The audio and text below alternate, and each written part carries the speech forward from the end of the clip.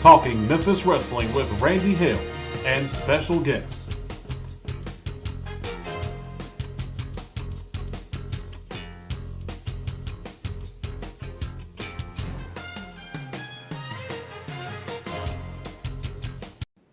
January the 2nd, 2024, the very first Talking Memphis Wrestling of the year. I'm Randy Hales, everybody. This show will be produced by Adam Dunn. Today, we have Michael St. John. He should be the first person in the room, and we'll see Michael St. John in a few minutes. Pat Trammell will be about 20 or 30 minutes late. And at the last minute, our buddy Chris Ellis couldn't join the show today. Jeff Hulk Hemp. Jeff is in the house watching from YouTube. Check out the Randy Hales YouTube channel at youtube.com/@RandyHales.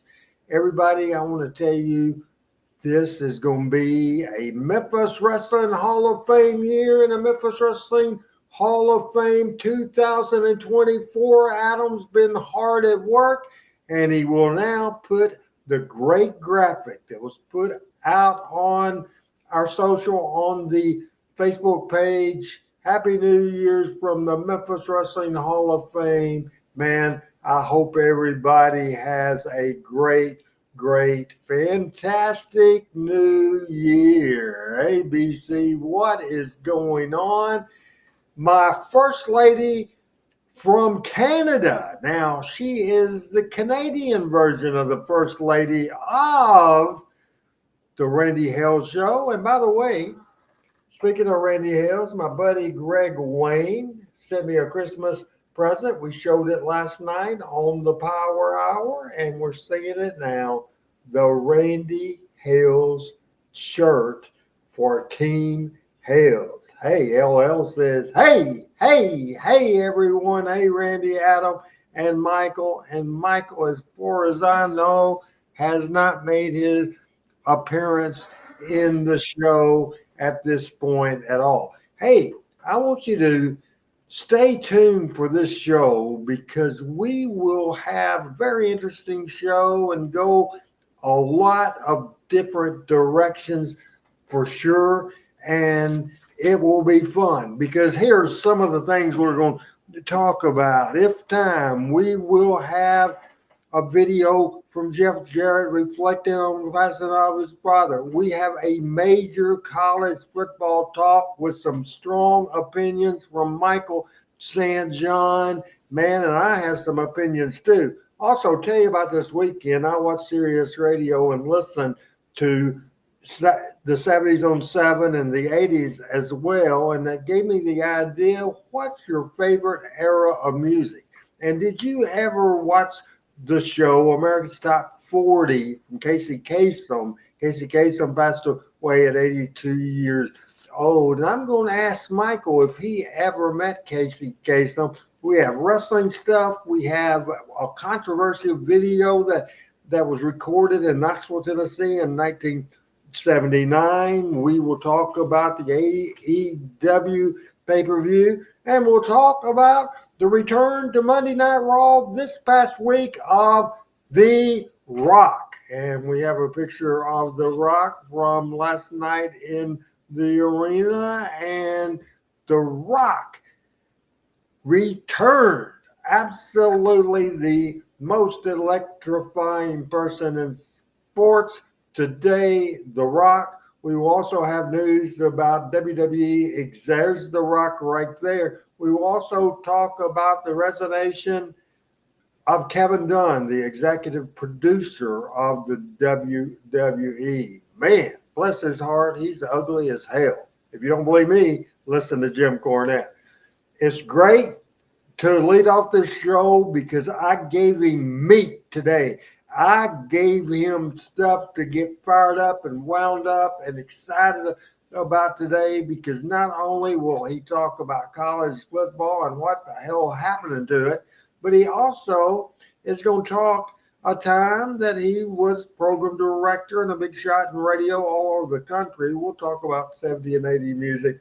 I want to welcome to the show for the very first time in 2024, our man, our friend, the legend, Michael St. John. Hey, Mike.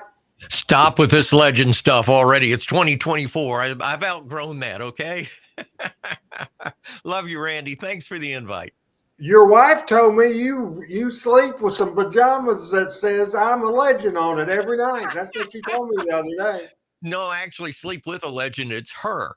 So that's the best part. That's the best part. But thank you. Happy New Year, everybody. Glad to have everybody in. And this is going to be a fun show. I'm looking forward to this one, Randy. I think it will be fun, and let's just get started a little bit. Brief thing. Did you have the chance to watch any Monday Night Raw last night? If so, what did you think about the Rock segment? And I sent you a video of that so you could review the thing. And also, behind the scenes, certainly, probably the right-hand man of Vince McMahon, you kind of knew after Vince is no longer in totally control. Kevin Dunn probably wouldn't be around much longer. He is no longer, as of the end of business, December the 31st, he is gone. So before we get into football and music, what's your thought on those two subjects? Well, let's start from the last one first with Kevin Dunn. I think he is one of the most vilified human beings that I've ever heard about. I've never met Kevin Dunn, so I wouldn't know him if he walked up to me on the street and smacked me in the tail. But everybody that I have ever talked to about Kevin Dunn, and his name has come up, boy, the bad things that are said about him. And I guess he and Vince just had a bond, and he and Vince were probably on the same wavelength, and that's probably how it all triggered out for the WWE as the back in the days when Vince was in total control. But everybody that I have ever heard mention his name, a string of expletives normally follow it. So I don't know. I really don't know. Can I make a point here and an exception to that? For sure, a big exception, a friend of yours and somebody you work with a million times. Now, you know how Cornette gets. Cornette is the person that you've heard rant and rave on Kevin Dunn more than anybody. I would say well, he's the Paul Feinbaum of wrestling. Right. Now, here's somebody that 180% defends Kevin Dunn, really likes him, feels that this guy, Kevin Dunn, protected him over the years with Vince time after time after time. One of Jerry Lawler's favorite people, without a doubt. And I'm not bullshitting here. Somebody that's had so many conversations with Jerry the King Lawler, like I have. I mean, he is crazy about Kevin Dunn. And when Lawler had his heart attack on Raw, he was the to-go guy to get it ready and send a plane to get Lauren and Brian Lawler on the plane. And then when Lawler was sick in February, Kevin Dunn was a big part of that too. So obviously I hadn't met him either. I probably wouldn't like his wrestling because apparently he don't like Southern people, and according to Cornette, but he liked Lawler. So I just think it's important on this show to give more than one side. Sure. I can't speak for myself, but the King, I can assure you, Michael, loved the guy. Well, I've never talked to Jerry Lawler about Kevin Dunn, and and my time with Jerry a long time ago was, we talked all the time, but over the last 15, 20 years, Jerry and our conversations have been very minimal, to say the least, and through no fault of neither one of ours. But it's one of those things that he's polarizing. I think that's the fair thing to say. He's polarizing, and he may be the greatest guy in the world, and I might meet him. And I wasn't a big fan of Tony Khan's until I met him, and then I'm like, this guy's for real. I mean, you get the persona coming through the camera isn't always the person coming through the camera. Now, let me ask you a question, put you on the spot a little bit, and Sure. kind of let you analyze yourself. We do all kinds of things on Talking Memphis Wrestling. Now, how much do you think that Jim Cornette influenced your not really caring too much for Kevin Dunn and your original not caring for Tony Khan? How much do you think listening to Cornette's podcast every week influenced your decision? More so on the Tony Khan thing than the Kevin Dunn thing, because I heard Kevin Dunn stories long before I ever started listening to Cornette, and long before podcast. I heard Kevin Dunn stories back in the late '90s, right on up in Memphis when all the craziness was taking place toward the end of the run with Channel 5, because at that time Jerry Lawler rather was doing a lot of swapping of talent and so forth and so on with the WWE, and I heard from the boys, quite frankly, more so about Kevin Dunn than I ever heard about him from Cornette. Now the deal with Cornette and Tony Khan, I think, is different, and I will admit to the fact that I think Jimmy had soured me on him long before I got a chance to meet him, and then when I got a chance to meet him, and the thing that got me about, and again I met him at Jerry Jarrett's funeral. The thing that got me about Tony Khan is what a nice guy he really is. I mean, he came up and he was very he introduced himself, and I was very shocked at of how he introduced himself, Mr. St. John. I don't. My kids never call me Mr. St. John. I mean, that's something that I've never been fond of. But he was just. He said, I've followed your career, and I've been a long time fan of your announcing. And then Dave Brown was standing right there, and he started talking to Dave. So we had conversation for about 15, 20 minutes, and I think Tony is a nice guy. Now that being said, it's easy to take advantage of nice guys. I mean, the world is full of nice guys that have been taken advantage of. And I'm not so sure, and not to get this thing skewed towards AEW talk, but I'm not so sure that what's happening in AEW, sure, I think it's Tony's game, but I think he's got a lot of people in his ear. And I just wonder, with his business acumen, how much he knows that, there comes a time with your best employee, sometimes you just have to lay the hammer down and say no. And I think that's part of it. But getting back to the original quote and what you said with Kevin Dunn, I was not as influenced by Jimmy Cornette's comments about Kevin Dunn as I have been over the fact of the years of knowing back when and hearing the boys talk about it. That's fair enough. We'll get to The Rock in a minute, but want to bring in from Birmingham, Alabama for the first show of 2024. He has a son turned 22 years old. They were eating sushi and steak and drinking beer and all kinds of stuff, I'm sure, in Birmingham, Alabama. Happy New Year. Welcome to the show, Pat Trump. Thank you all. Happy New Year to everybody. I'm doing dry January, so I didn't partake, but the 22-year-old did. So anyway, sorry I was a bit late. I'm despite my Crimson Tide's demise, I'm still wearing the colors. So I hear you, Michael.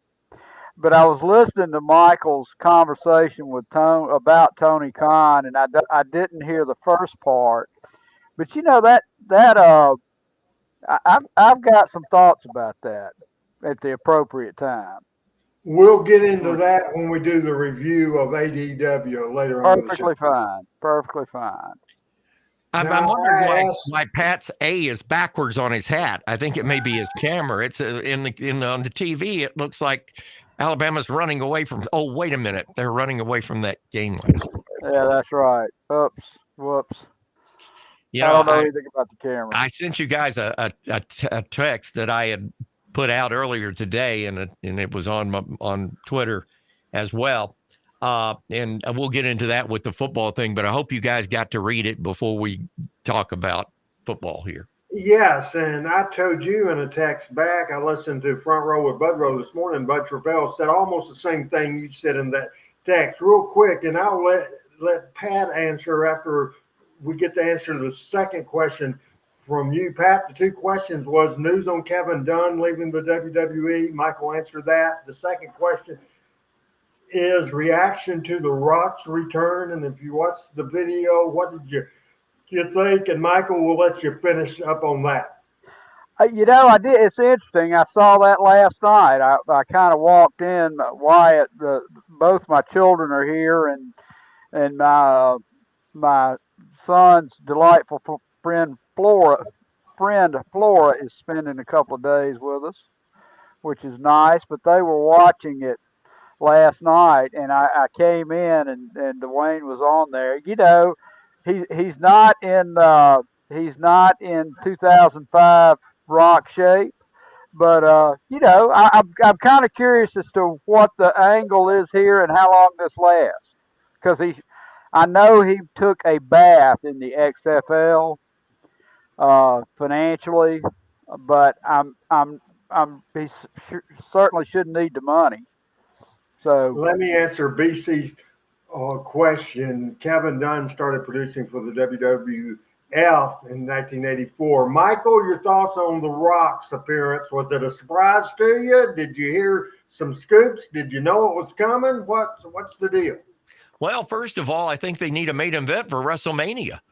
And I think he's the main event in WrestleMania. I'll tell you, I watched it, I saw it, and I had heard he was coming on last night. So I had the second TV, I had the ball game on, and then the second TV to the side was the Monday Night Raw show. And when he came, I'll tell you, there is no other. I don't think there's a personality in America. Perhaps worldwide, maybe there's a soccer star I'm not aware of, but I don't think there is a personality in America, sports personality, movie personality, music personality, that can just invigorate the emotions of people all over the world, all over the United States, certainly all over the arena in San Diego, the way he did. And boy, you talk about a promo. And he was shooting from the hip. I mean, that's the great thing about The Rock. You know, he comes from the hip. I mean, he can create a promo thinking about creating a promo. I mean, it just comes to him. I don't think there was any rehearsal on that. I think what he said was him. And I don't know if anybody else, if Roman Reigns could talk the way The Rock talks emotionally to people. And I'm not saying that he's a bad promo. I think Roman's a decent promo. But Rock talks emotionally to the people. And Pat, I mean, if Roman Reigns could talk like The Rock, they wouldn't have to have wrestling. They could just put him out there by himself. Yeah. And then real quick comment I want to bring in here: the USFL and the XFL announced new league name in their merger. It will be called the United Football League. So our crack promoter and producer Adam Dunn found that out for us and appreciate that news very much. So we'll go back for more conversation with Michael and Pat. Well, yesterday on game day, they had The Rock, and it was probably an hour before they went to the, to the actual play-by-play people for the Rose Bowl, because that game day, I think, started at like 5:00 yesterday morning, and it went on forever. But they had The Rock on, and part of it was him, of course, talking about the UFL, and I'm sure either that Monday Night Raw was taped the night before, or he was limoed down to San Diego for that shot last night. But the UFL, I think, is it's him, and that's his ex-wife that was on with him, I think. But he also talked about Memphis wrestling. He talked about downtown Bruno's name made it to game day yesterday. He loves downtown Bruno. Bought him 2 years ago, brand new truck. He loves Bruno because Bruno let him live with him when Flex Cabana, Dwayne Johnson, was down on his luck. He loves Bruno, and he takes care of him big time. Well, he brought him up on game day yesterday, and he talked about Memphis, and when they named I think the Memphis team is the Memphis Showboats. Showboats. And my gosh, he was, I mean, he did a number on Memphis about one of his favorite cities, and it's a great football town. And he talked about when he was wrestling for $40 a match with his good friend downtown Bruno, and he brought up Bruno's name out of the blue, and I was like, whoa! But he is electrifying. I mean, there's no doubt about it. And you know, the one thing I like about Rock, and every now and then he'll throw in an expletive and all that kind of stuff. But the one thing about it is, I think he's smart enough, if he ever decided to get into politics, and I don't know what he's got in his closet. There's a great picture, but there's something about his persona and his personality that I think could galvanize the country. And I say that, and there's some people are saying Michael's gone nuts in 2024, but I really do think that he is one of the few people that gets it in all facets of life, including the political thing. One of the things I want to take a little time out to reset the show. Folks, we will talk wrestling, but it's fun for all three of us to talk other stuff, football, music. We'll talk wrestling. As we end 2023, we talked about it a lot last week, and we certainly showed some video from Jerry Jarrett's celebration of life, and I thought that was important to see. On Jeff's most recent podcast, he was asked the question, this is your first Christmas without your dad. And I thought we would just show this real quick. It's not real long, and then get everybody's, it's heartfelt and it's great. Has anybody seen this, by the way, before we play this video? I have not. I don't think I have. It's very interesting. It's on the clip side, Adam, and this is Jeff reflecting on the death of his dad. This is courtesy of the My World podcast. Last but certainly not least, unfortunately, we lost an icon of professional wrestling. One of the people responsible for a lot of the things you see and enjoy about wrestling today. Your late great father, Mr. Jerry Jarrett, passed away earlier this year. This will be, or I guess as folks are listening to this was your first Christmas of your life without your dad. You know, we tried to do what we could to pay tribute to your dad when all of this happened, but we're several months removed now. With the benefit of hindsight, what have you been processing lately when you think about your dad and his contributions to professional wrestling? Well, I am super grateful. God, I mean, so many things. Look, it's documented, you know, and I don't think there's ever a perfect father-son relationship. We had our ups and downs, but I am so grateful for the last however many years, 5, 6, 7 years. I could go on and on and on and talk about this, but Conrad, when you kind of look at, he passed away on February 14th and Valentine's Day. But when I think of last New Year's and last Christmas and last Thanksgiving and, you know, his last birthday, my last birthday with him, just all, you know, whatever markers it may be, I can't help but have gratitude for it in so many ways. I think about Ric Flair's last match and him being a part of that.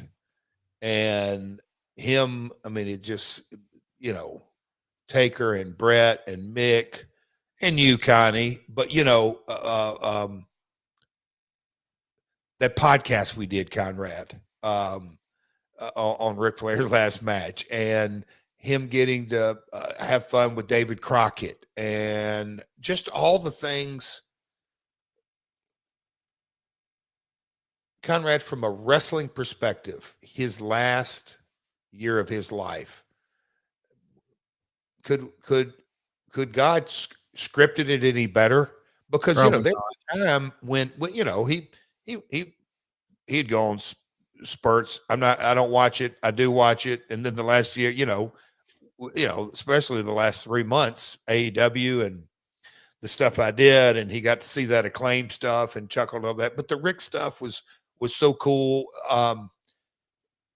When I every day that we continue to get away from the day of his passing, I kind of go back to my gratitude that lucky, man. I'm lucky that I got to hear firsthand his mindset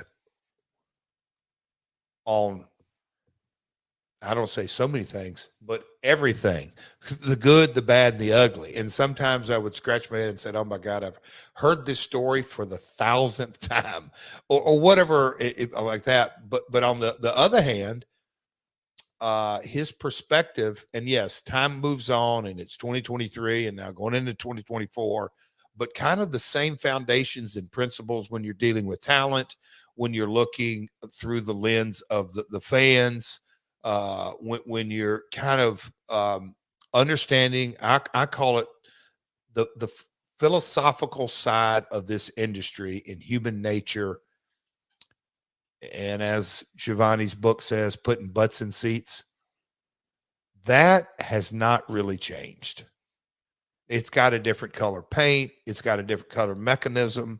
There's just like everything's evolved. But at the end of the day, his principles that he taught me, and you can literally look at it in so many spectacles in the industry today, the successes of,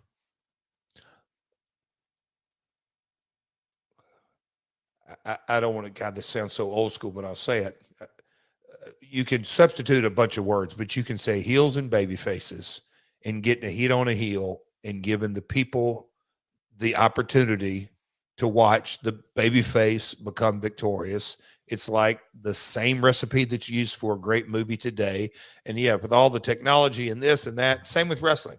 We can get there from a different perspective with different technologies, but the very core of our industry is still, we are human beings that connect emotionally. That's what sets us apart from all the other mammals. When you drill it down, and I can just hear that speech over and over and over.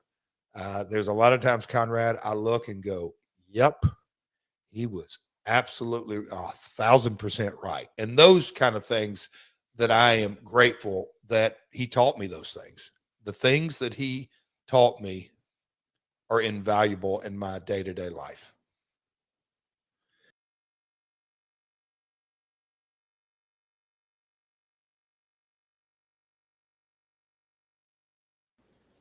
Of the My World podcast. We'll start with you, Pat. Real quick thoughts. We have a packed show. Real quick thoughts about that great piece. I thought that was great, and I think Jeff kind of managed that well, and I think of the Jerry Jarrett I knew, he spoke it well. I mean, he was a complicated guy, and he had his faults. He was probably always, and I don't mean this in a bad way, he was probably always the smartest guy in the room. Very intelligent, very well read, and I just thought that was appropriate. Michael, your comments on that. And another question I want to throw at you. Were you aware of up and downs over the years? There was a major split between Jerry and Jeff Jarrett. And certainly, as you talk a lot about your father, and Pat talks about his. I lost my father when I was a freshman in college, and at that point in my life, I never lived my life as an adult to have fallen out with my dad. So the Jerry Jarrett, Jeff Jarrett story is very, very complicated. Some stuff we just won't say on this television. Serious stuff. Were you ever aware of that, Michael? Yes. At that point? Yes. And as far as the complicated nature of a father-son relationship, period. Speak of that. Well, number one, I was very, very much on both sides, and had heard stories, from Jeff when he wasn't talking to his dad, and from Jerry when he wasn't communicating with Jeff, and and you look at it, you look back, and and some of the things are pretty deep and pretty family oriented, as you alluded to, Randy. But when you look at something like that, you say to yourself, we have such a small timeline in this world. Whether you live to be 50 or 100, it's still a small timeline in the whole scope of things. And at any moment lost with a relationship, especially with the people that gave you life, is sad when you look back on it and realize what happened. I haven't talked to my son, and this is you guys may or may not know this. I have not talked to my son since 2008, and the last time I saw him, he was coaching down at West Georgia, and was at a high school. Fife was playing Woodland down in the Piney Woods, Pat. I know you're familiar with that Randolph County area. Oh, yeah. And he was 15 minutes. He was over 15 minutes from where I was talking. The coach at Woodland said, "Yeah, I know your son. He's over there." So I went over there and showed up at one of his practices, and he looked at me and he said, "I don't want to see you. You're a dead man to me." And that's the last words I've had with my son. And a lot of it's propagated not from the treatment of me per se with him, because I had a decent relationship with my son all through his life, but the fact that I got a divorce from his mother, and the fact that I got remarried and she didn't, and that he has been a mama's boy all his life and still is to this day. He lives 15 minutes from where Pat's sitting right now. But I can't battle that. But I think someday, and I hope someday, that he will realize that time lost is valuable time. It may or it may not happen, but yeah, that's how I can relate to it. But I'm glad the last time that I saw Jerry and Jeff together, and they were on speaking terms, was at Brian Lawler's funeral, and it was good to see, and it made my heart feel good to see both of them. And then I think Jeff did a fabulous job of relating those feelings and those emotions, because I'll tell you that I felt the same thing after my father died. We have plenty of wrestling to talk about today, but it was my goal of the show from day one, Talking Memphis Wrestling, to be a talk show where a bunch of buddies, and it's normally Michael and Pat, sometimes Chris Ellis, and Adam Dunn pops in from time to time. I don't want to make this exclusive show about wrestling. I want to talk about wrestling, and that's the major theme of this show. But when we can talk about life and talk about that big subject, and a father and son for decades did not speak at all. Thank God when Jarrett passed away, he and Jeff were speaking and had a good relationship. At the same time, Jerry had two other sons that he hadn't spoke to in years. It's a sad situation. So you're a father of two. So how severe would the behavior, or what you thought the behavior was of your children, for you to cut them out of your life? And would Suzanne even allow that? I can't imagine, but you don't know. I mean, my children are not of the age where you could really have any they're still on my payroll, so they pretty much do what I say. Now, they do some things I don't necessarily agree with or approve of, but that's part of it. My family lineage is,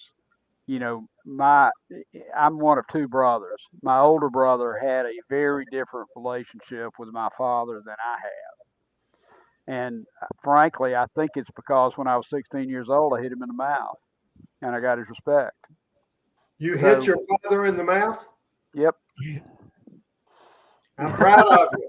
Well, I mean, it's just one of those things. But I was very close. I was very close to my father at the end of his life. We had things in common. Hey! Important question before you go on with that. Has your son Wyatt ever punched you in the mouth? No, he wants to live. He wants to live. Go ahead with your conversation. Look, my Suzanne has raised two great children, and that's all I'll say about that. And despite my best efforts, they're both polite, mannerly, well-behaved, hard-working children. And I know everybody thinks that about their kids, but she's done a great job. That's all I can say about that. I will certainly, as we lost Jerry Jarrett in February, Valentine's Day, and I saw that piece looking at YouTube, and I thought it was important to talk about. Another thing I want to talk about, and real quick, I will want to talk about one game, not just want to talk about the college championship, the games between Washington, Texas, and Michigan and Alabama. This kind of tells you the state that college football's on. And Georgia, Al Tuttle's Georgia, the Bulldogs, against Florida State, who were undefeated during the season. I don't know the number of people, but so many players from Florida State, and there was a legitimate injury, but a lot of players chose not to play.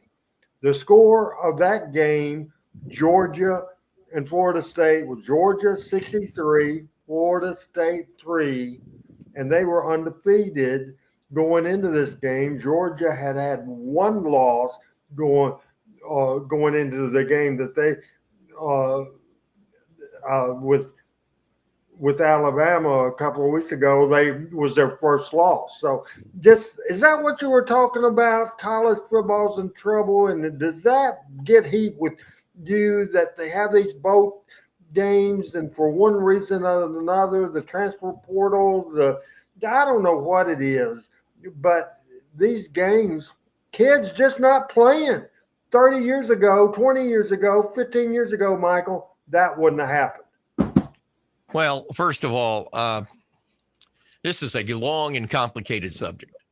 And we could sit here tonight and tomorrow night and Thursday night and Friday night every 2 hours and talk about it. And, until they do something. The NCAA was the power of college football's ruling class. And everybody bowed down to them, and they were, they didn't have governmental authority, but they had authority vested in them through the presidents of the universities as part of this. And they've ruled, and at times you question what they did, but one thing they did do was they kept college football in a very pristine environment. And I think that is all now. And I think, again, it's like wrestling. It's like radio. When wrestlers and wrestling promoters ran wrestling, it was wrestling and it was good. We all may not have made millions of dollars, but it was good. Now bankers and lawyers run wrestling.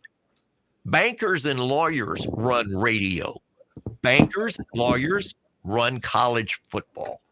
And it's gone to hell in a handbasket, in my opinion. And I'm not the only one. And I wrote a thing, and this I'm going to read this if you don't mind on the air, because I had long thoughts about this before I wrote this, and I watched the majority of bowl seasons. We had our last day at the radio station back on December 22nd. We go back to work tomorrow full time, but I've had a lot of time while doing other things in and around the house to watching bowl games. And the bowl games were putrid. The matchups were good. The teams were good when they were the teams.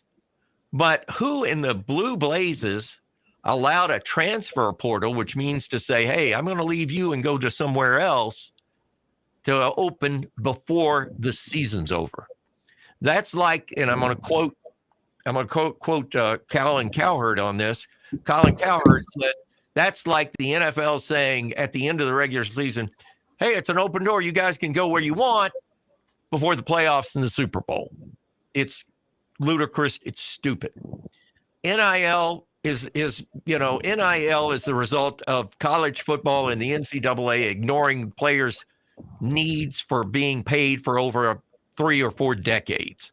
And so we end up with name, image, and likeness, which is nothing but ignorant, ludicrous bullshit. Excuse my French. But I said all year I pontificated that Michigan was the best team I watched.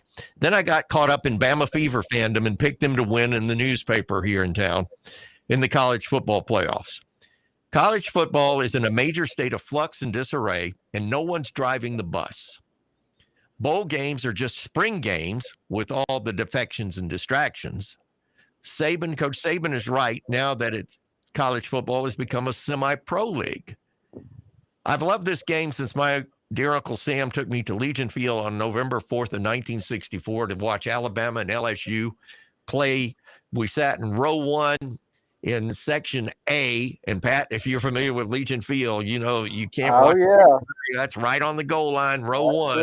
Yeah. And Joe Namath played for Alabama, and Coach Bryant was on the sideline. And I fell in love with the game of college football. Before that, I was totally a baseball guy. Didn't think much of college football. But, it's a great sport. It's a sport that people can just put their whole heart and soul into. And it's been a pretty pure sport up until the last few years. I'm an Alabama-born guy. My family was all Alabama until I went off to college up north in Nashville, and bucked the system. But one of the things I've always commented about Legion or Bryant-Denny Stadium in Tuscaloosa seats 104,000 people for a high college football game. I guarantee you, 95,000 of those people have never set foot in a building in Tuscaloosa or any University of Alabama property other than Denny Stadium or a bathroom. That's it. It's a sidewalk alumni. And that's what the Alabama faithful are. And I just feel like right now, with what I saw in the bowl games, teams that are decimated. Ohio State, great football team, one loss on the year. They lost to arch rival Michigan. Their quarterback, as soon as Michigan's the game's over, he transfers to where? Syracuse. Does Syracuse still have a football? Syracuse plays in a stadium was named after the Carrier air conditioning people. The damn Dome Stadium in Syracuse isn't even air conditioned, and they're owned by an air conditioning company. And so, crazy things like that.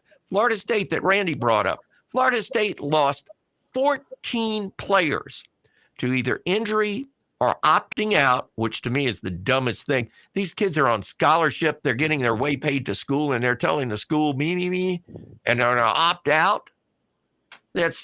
I'm sorry. That's crazy. But I think part of that is Jeff Collins, the head football coach at Florida State. Last year, Coach Bryant had the same situation. Alabama disappointed. They go to the Sugar Bowl. They're playing Kansas State. Not a blue blood of college football. Nobody left the team. They all played because the coach was putting that demand on them. And I think after Florida State got shunned and not got picked as one of the 4 teams, I think Jeff Collins turned his attention on beating up the college football committee and, woe is us, we got screwed, instead of getting with his team and saying, hey, you guys, let's go to Miami, let's play the Orange Bowl, let's play Georgia, who may have still been the best team in the SEC after Alabama's debacle against Michigan, and let's show people that we deserve to be there. Well, they didn't do that. Instead, they sent Tallahassee Junior High School to play them, and Georgia ran them out of the building 63-3. God knows if they were number 4 and the team that they played against Georgia played against Michigan could have put 100 on them. So I get really riled up about this because I think what has happened, the inmates are running the asylum. And I'm not saying the players are the inmates. I'm saying it's your street agents. I'm saying it's your attorneys. I'm saying it is the people that are behind the NIL collectives that all these colleges have now. I think a very good sport. Was it perfect? No. Was it pure? No, but close. I think that whole sport, if they don't get a grasp of this within the next 2 years, I think that whole sport is going to go down the drain. And before you know it, roller derby's going. They're handing it to soccer. Pat, wanted your quick thoughts on the football situation. You agree what Michael said? I agree with him 100%. Well, I do, but I'm going to point something out. I'm not sure that the overriding wizard behind the the behind the curtain is represented in the sign behind Michael. This is all driven by TV dollars. I mean, in my youth, and everybody can remember this. Everybody would pair off in their bowls, and then everybody would vote after the bowl games on who the best team was and who was the national champion. And everybody get all bent out of shape. I think Alabama went undefeated in 1965, won the national championship, went undefeated, won their bowl game in 1965. I think they were the only undefeated, untied team and finished third behind Army or behind Notre Dame and whoever they Michigan State. Notre Dame and Michigan, or Yeah. Michigan State. That's right. It was Michigan State. Yeah. So I mean, you get these bowls were important for bragging rights basically, but you get an ESPN that shows up in the early '80s and they say, well, these bowl games we can sell beer at.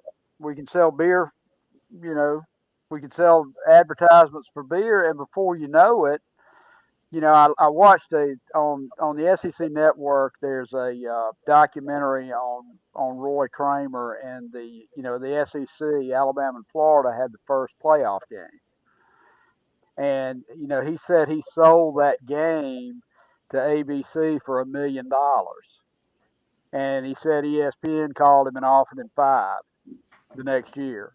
And that has just gone up and up and up and up and up. And that's who's driving college football now. And they don't care about real competition. They don't care about the players.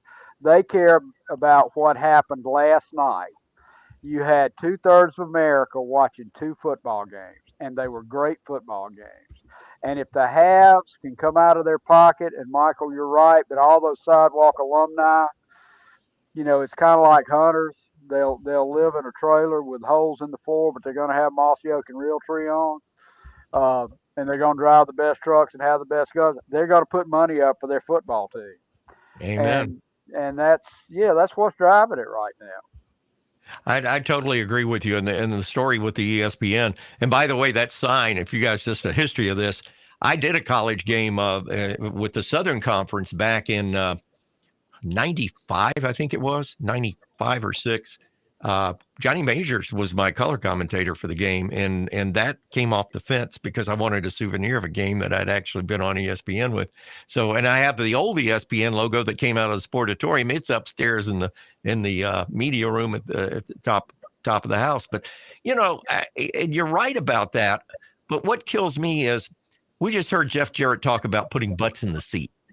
And we're talking about Jeff Jarrett hitting the emotion of people in how the wrestling business does it. And I dare say, I have not seen, but I'm sure somebody's got it. I would love to see the actual attendance figures of all the bowl games. Now, the Sugar Bowl was sold out. No doubt about it. Texas and Washington sold out. The Rose Bowl is always a sellout. I mean, I've been to the Rose Bowl 3 times. I love the Rose Bowl. It is the mother church of college football, in my opinion. I went to the Rose Bowl when Michigan played Michigan played Southern Cal when I lived out there, just because I wanted to go to the Rose Bowl. So, those games, they've got an interest, the playoff games. But now we go from 4 teams to 12 teams. Now, all of a sudden, we got people on radio and on TV saying we should go to 16. Well, hell, why don't we just go to 128 teams and let's play a tournament starting from the beginning of the season? Because what is going to happen sooner or later is the regular season is going to become nebulous to the playoff. And what's happening on top of that, you've got teams from the West Coast now playing in 4 time zones because you got Ohio State and Michigan joining the Big Ten. That's ridiculous. So somebody's got to take grasp, and somebody's got to get a hold of the situation, and it's got to be somebody strong. And I think Condoleezza Rice would be the perfect person to lead this charge. Condoleezza Rice is one of the most brilliant women on the face of the earth. She was on the college selection committee with the CFP for 8 years, I think it was. She knows football, she knows politics, and she knows business. And maybe Congress does have to step in. Maybe Congress goes in, appoints a committee and says, fix this. And then at that point in time, maybe we get to a point where the players are satisfied, where there are no opt-outs, where bowl games have their legacies, and people are still buying tickets to go watch a football game instead of doing what I did, which is sit at home and watch 28 football games. Real quick question from City by the Bay. Just a real quick answer here, and then we're going to do a reset of the show. City by the Bay, Nicholas Oakes asked, Michael, what's your favorite arena/stadium that you've been to? And we'll let Pat answer that question. But first, Michael, favorite arena, favorite stadium. Well, I separate arenas and stadiums. So let me say that. My favorite arena of all time to watch any kind of sport, in my opinion, was the Nashville Municipal Auditorium, because it was small, it was condensed, it was loud. My number 2 favorite arena was the Mid-South Coliseum. I did not attend as many events there as I did the Nashville arena, only because I lived in Nashville and lived in the area. But the Memphis Mid-South Coliseum, unbelievable for the people, the smell, the concessions, the way people were into what was going on there. I think that was an incredible, and it was an incredible venue. For stadiums, football stadium wise, my top 5 would be number 1, Tiger Stadium in Baton Rouge. Number 2, Neyland Stadium in Knoxville. Number 3, Notre Dame Stadium, Notre Dame. Number 4 would be the Rose Bowl in Southern California. And number 5 is probably a toss-up. There's several stadiums that I would, the cat's in the way here. There's several stadiums that I would probably lend into, but I would have to say, and people are going to get mad at me here in Alabama, but I think Auburn is a great place to watch a football game. No offense to the Alabama people. I hate Tuscaloosa, but what they've done to Bryant-Denny Stadium is they've taken a nice little bowl and built it up wise, and it's a nightmare to park. It's a nightmare to get in there traffic wise, and the stadium is too damn crowded. But anyway, that's my thoughts. Pat, you answer the same question. Favorite stadium, favorite arena. Quick answer. Well, I've got a spot in my heart for the old Boutwell Auditorium, because that's where this love affair started. So I'll leave that. But I mean, the best place in the world on a Saturday afternoon was in the old Legion Field with a wax cup Coca-Cola with some early times in it, and a cute girl beside you on a Saturday afternoon. So Legion Field. That is interesting, folks. We will get to our picks for the national championship game with Washington and Michigan. We'll get to that in a minute. We're going to go with the little light side, talk some music in a minute. Adam did a great opening. I want Michael and Pat to see it, a little bit of nostalgia for this sort of thing. The way we open the show now, as we approach an hour into the show, this is how we started the program today.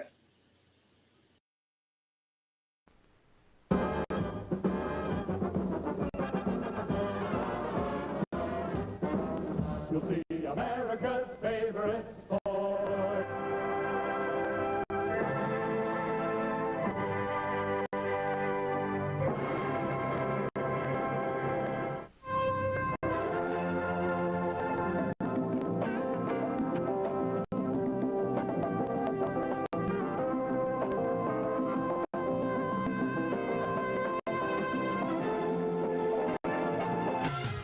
Talking Memphis Wrestling with Randy Hill and special guests.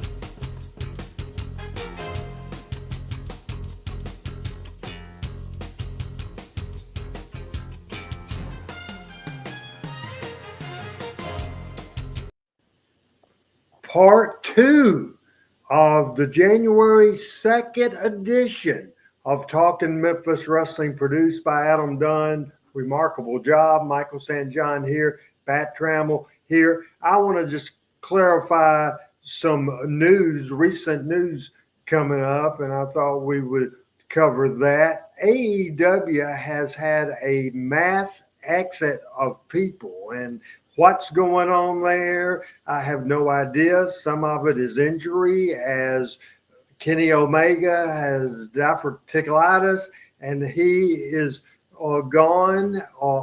And also, my friend Rafael Morphis, who was the live event vice president and a friend of Jeff Jarrett, and he was somebody that I met with TNA, and he was a part of AEW since the inception, a vice president.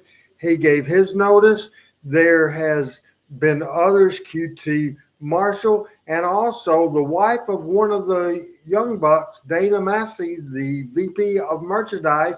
She flew the coop because she said she didn't think that company supported her husband and her brother-in-law in the CM Punk deal. So she's out. It's complete chaos. Also, people's contracts running out, and Andrade finished up just the other day with that last pay-per-view, and certainly he is gone as well as there is Andrade's statement. This is something that's been out for a few months, that he was finishing up at the end of December, and a real nice situation. I think it's total chaos there in AEW. Pat, we'll go with you first. What did you think about that open? And then what do you think about the mass exits at AEW, and how much trouble do you think they're in?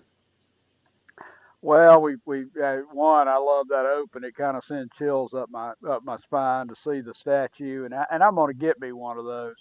Uh, you know, I think about this a lot, and I think about it in and part of it is spending a little bit of time around Jerry, and spending a lot of time, but not enough, around you, and spending some time, listening to other people talk about booking, and on various podcasts and everything, and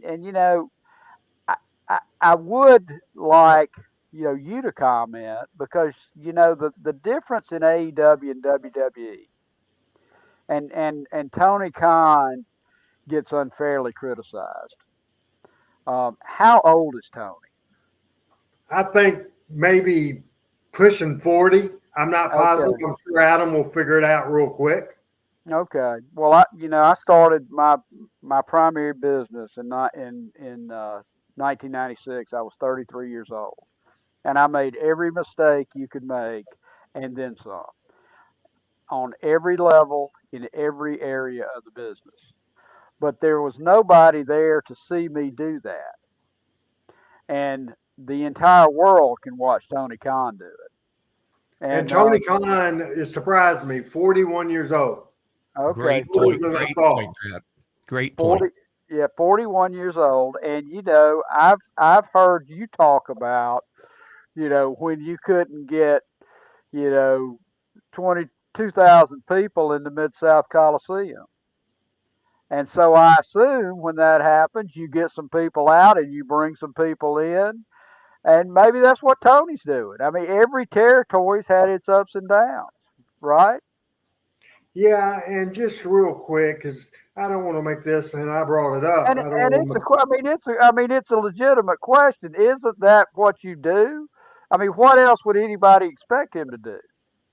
Now, a lot of people are saying the doom and gloom and all that. The only way that AEW is going away, if their TV deal with Warner Brothers is not renewed, then maybe Tony will say, I don't need this freaking headache. I've lived my dreams, and now I've lost my TV. I'm not going to do this second rate or third rate or fourth rate and be on syndication or be on a cable company. And I see maybe if that happens, if he loses his TV, Tony walking away and cutting the tribes. And you're exactly right. That's the way to handle a territory or any business that's struggling. You make changes. And just because somebody did a great job in year number one, as the company grows, doesn't mean that you're going to have to make changes, because if the company grows, that person that did great as a startup might not be so great when they're doing 80,000 people at Wembley Stadium. Do you agree with that, Michael? Absolutely. I mean, you're absolutely right. I think Pat made a great point about the fact that there's not 10 million people. I mean, you're talking about making mistakes in business. Hey, Pat, I don't know about you, but I'm one of these that, and you're aware, there's some mistakes I make on almost daily basis. I mean, it's just business is a very difficult business. Is hard to do business with. I think that's the best way I could say it. Business is just hard to do business, and and to your point, Randy, I think Tony. I think Tony is he's a different person in that he grew up in a different world than what you and me and Pat and Coach grew up in. I mean, we've had to, all of us, I'm sure, have had to struggle at times to find money to pay the rent or to put gas in the car or to, whatever the case may be. There's been things that have popped up in our lives that we've had to figure out on our own. Tony has had the benefit of being the son of one of the wealthiest people in the world, of maybe not having those. I'm not saying those problems didn't come up, but they were already taken care of. Or the curse.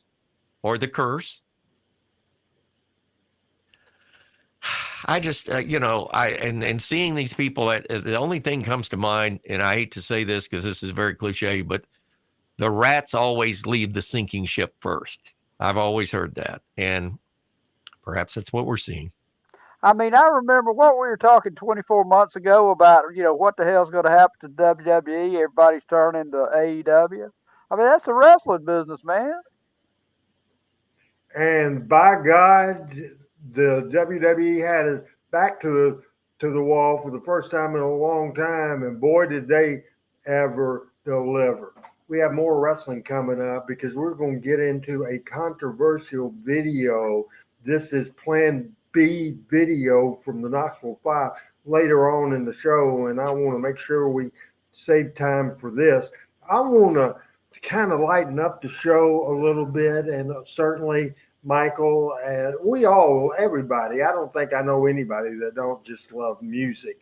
Michael St. John, of course, made his career doing radio. He's certainly a successful program director at radio stations throughout this country in major markets, St. Louis and Phoenix and in California and all over.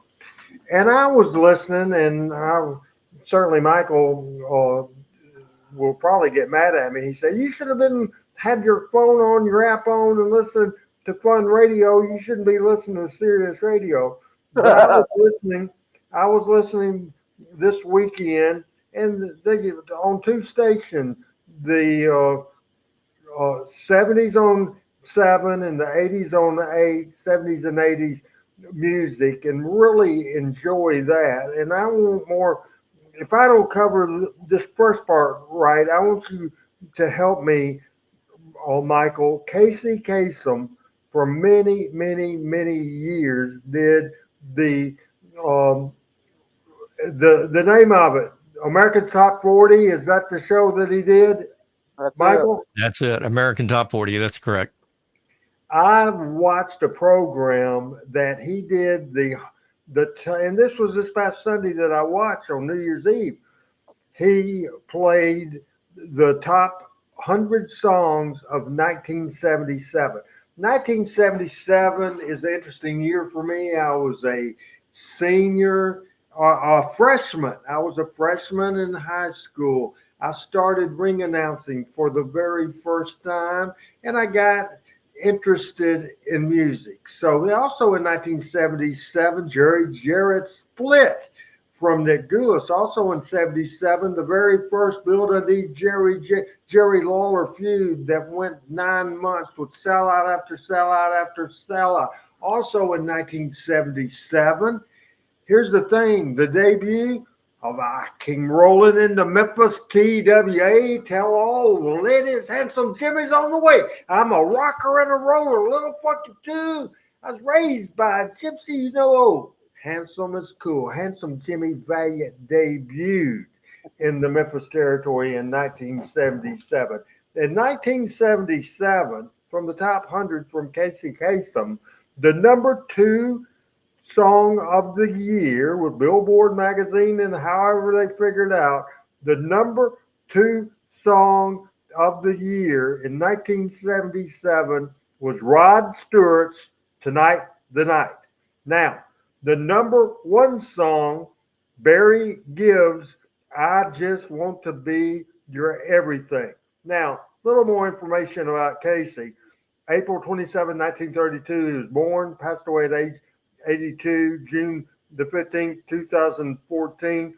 He was born in Detroit, passed away in Gig Harbor, Washington, and there was a lot of controversy of his death. There was a lot of suits between his current wife and the children from his first marriage. It's just a crazy, crazy story, almost talking about wrestling.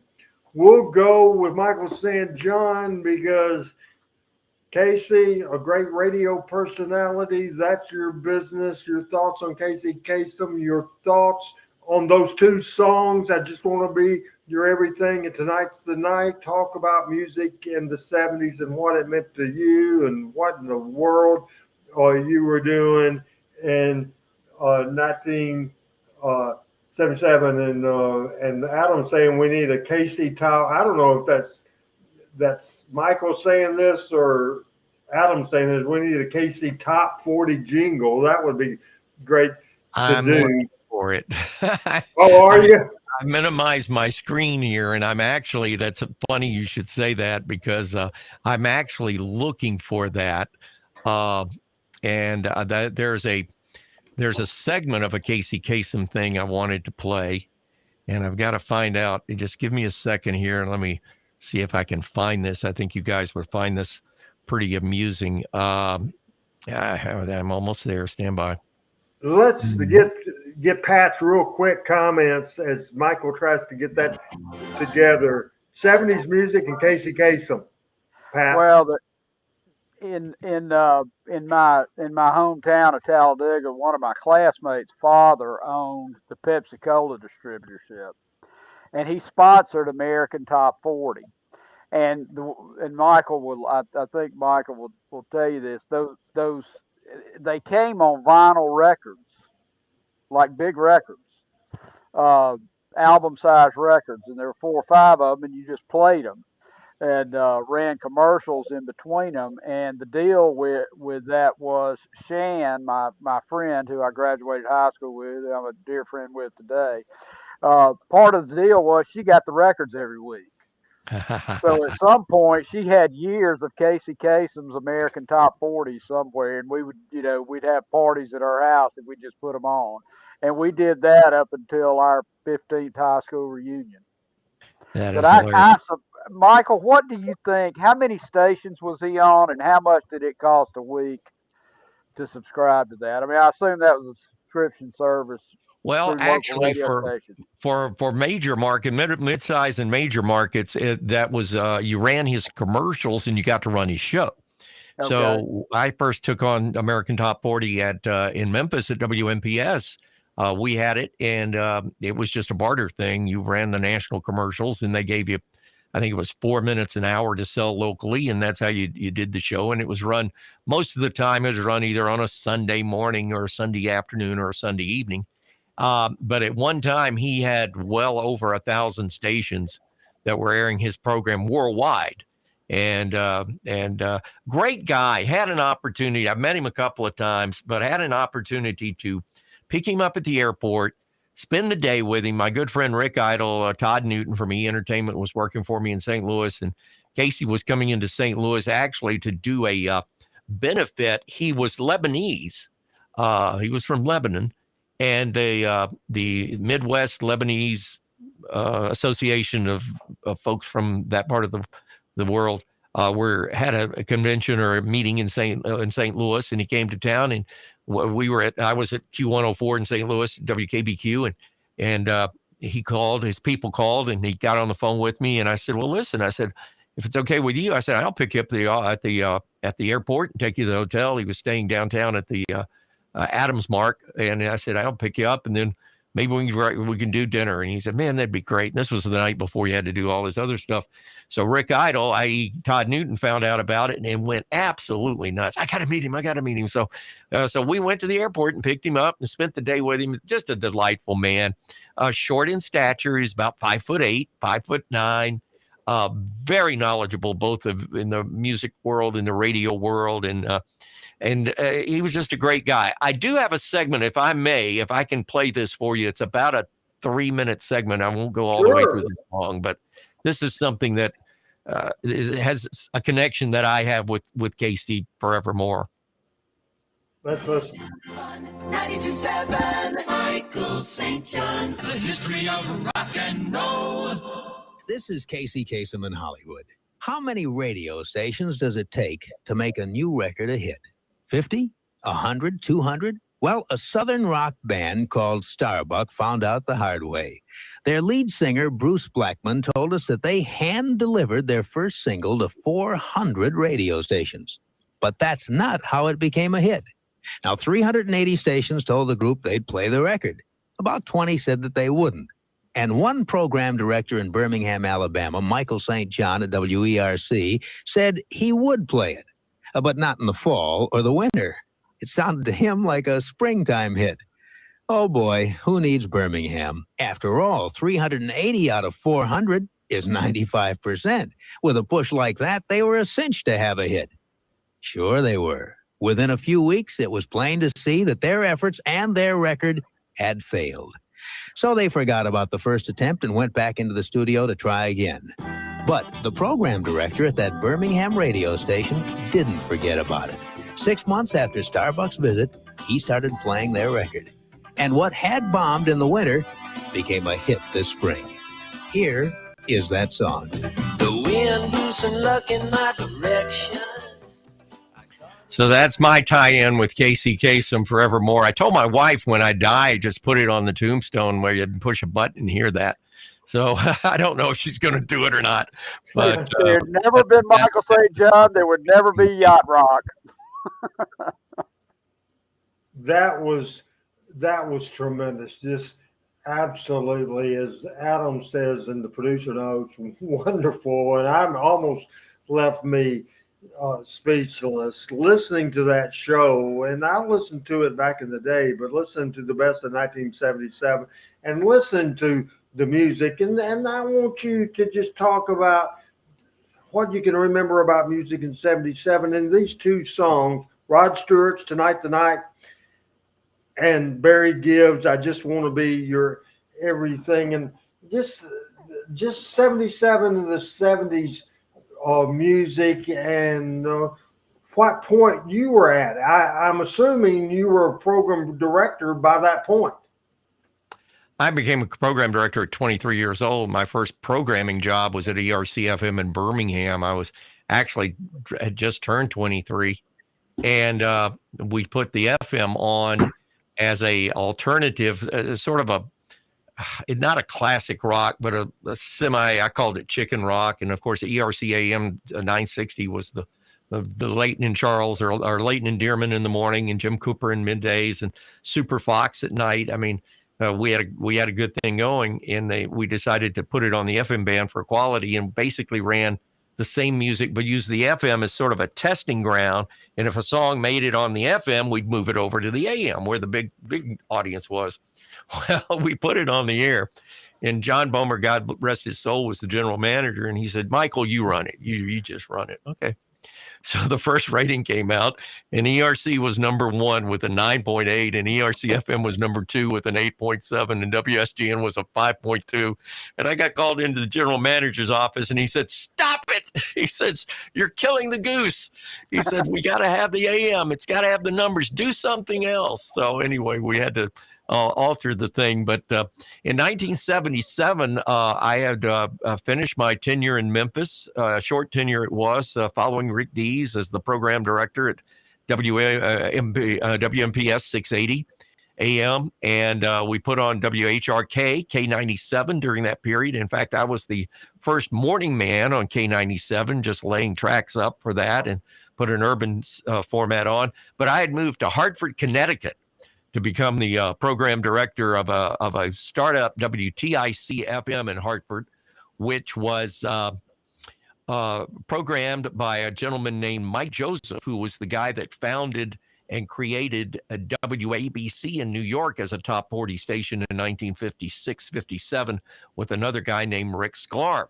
And so anyway, I was the program director. They put me in as the program director at WTIC FM. WTIC AM was the voice of New England. 1080, 50,000 watts. Every time a snowflake hit the ground, the whole world turned to the AM station. We did a hot hits. We were the first hot hits format on that radio station in Hartford. And anyway, we were lucky to go pretty quickly to the top 5 in that market, and that was pretty cool. So in '77, I left Hartford in July of '77 to return to Nashville where I had worked part-time as a in college for Scott Shannon at WMAK, and it was on its last legs, and everybody sort of knew it. But I had a 2-year-old at the time, and Grandma and Grandpa's were in Birmingham and Huntsville respectively, and the deal was they weren't coming to Hartford, so by gosh, we needed to find a way to get back home. So we did, and as a result, that was where we, and then I got the job at Kicks 104, and that just started after I had the FM in Nashville. We just went from worst to first, and then the career continued. But you talk about that '70s music. You talk about '77. '77 was a lousy year for music, quite frankly, and that's probably why a ballad was the number one song, because you didn't have any good up-tempo records. It was the pre-disco era of its time. It was before Saturday Night Fever. The New York disco clubs were starting to liven up with Studio 54. There was a wave on the distance, but the hard rock stations, the classic rock, the hard rock stations of Bill Donahue and K-San in San Francisco and WMCA in New York had sort of kicked top 40 radio stations in the balls. And top 40 was just waffling and didn't know what to do. And the music wasn't there for top 40. There were better rock songs. And, we were on the back end of the Southern rock thing. And it was a very unique time in our lifetime for music. And it wasn't that great. But then quickly it got better. Now, BC the Mutilator says this song, and honestly, I disagree respectively with him. He says, "You Light Up My Life" was number one for 12 weeks, and it was one of the worst songs. Do what, Michael? He's right. And when I was running WTIC FM in Hartford, we had to play that damn thing top of the hour every hour because that was part of Mike Joseph's format. So for 6 weeks, you'd come out of a hot jingle and you'd go into "You Light Up My," it would go into instant death. Was that Debbie Boone? Absolutely. Sweetheart of a girl, sweetheart of a lady. So you agree with the Mutilator, that's a horrible song? Oh, absolutely. That's why you don't hear it on the radio now. You don't even hear it on Sirius XM. Early 70s music. Talk about that real quick. And we have about 12 more minutes, roughly 10 to 12 more minutes with this segment about music. And we'll continue. This is fascinating. We'll bring it back. But this is a wrestling show. We'll get to some wrestling. But I wanted to ask Pat real quick. The story Michael told from the get-go, as you predicted when we talked, said this will be the Michael show today as far as he will get excited about this subject and we'll all learn something. Have you learned stuff from Michael St. John tonight, Mr. Trammell? Of course I have. I always do, and I'm not going to embarrass him, but he's way modest. This guy is as legendary in FM radio as Jerry Jarrett is in wrestling, particularly in the Southeast. I mean, he started FM radio in the Southeast. And, I mean, I remember listening to him when he's not much older than me, but I remember listening to him, in my bedroom because my brother got an FM tuner my brother's 9 years older than me, but we shared a bedroom, and so he went and found ERC FM, and that's what we listened to, and drove my father crazy. Long-haired music, damn hippie long-haired music. Yep, you're right. You're right. Well, I appreciate your kind words. I really do. But, sometimes it's better to be in the right place at the right time and be lucky than it is to, be good. And I think I honest to God, think a lot of my success was the fact that I was lucky and in the right spot. And I was always, and I will say this, and I'm not, and this is, I'm not bragging. Please don't take this the wrong way, but I always was a listener, and my mentors in radio were Scott Shannon and Johnny Randolph, and I couldn't have had better. And I would just listen and listen and listen. And Scott always sort of took me under his wings, and he'd listen to my station when I didn't know it. And then he'd call me up and say, "Boy, you got to fix that damn radio station of yours." And then he would tell me what to do, and I wouldn't argue. And so he was a great help at all of those things. I really appreciate the kind words, but this is a little idea of what the 77 was all about. Let this play out here, and we'll hopefully get a good one in here. This was our hot hits jingles in St. WTIC FM. So these were the acapellas, but some of these were. WTIC FM. Let's see if I can recreate one of these. Oh yes, here we go. Hold on a second. Let's see if I can play DJ right. WTIC FM. This has a little bed. You would ramp up to the song, And let's see if this.